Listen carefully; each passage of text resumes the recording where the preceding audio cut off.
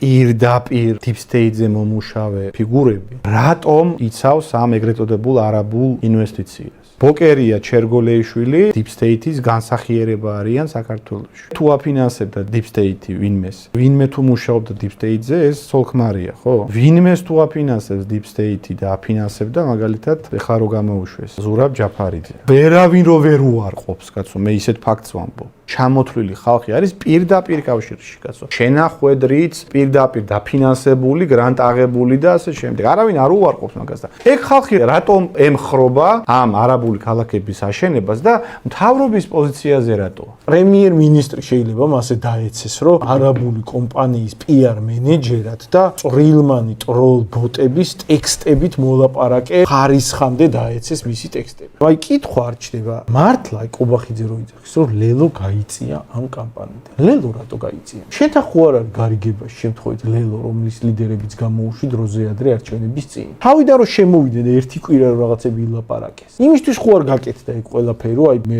თქმულიყო, რომ აი ნაცები ლელო და ალტინფო ერთაზე არის. და შენთან ერთაზე როა ბოკერია, ჩერგოლეიშვილი, ზურა ჯაფარიძე, გვარამიას პარტია. ეგ განუცნაურია. ეგ როგორ არის? მაგას რატო არ ვიხსენებ? ეგ მაინტერესებს. გვიტევენ ამ თემას. შემოგვიერთდით უკონტროლო მიგრაციის წინააღმდეგ ბრძოლაში.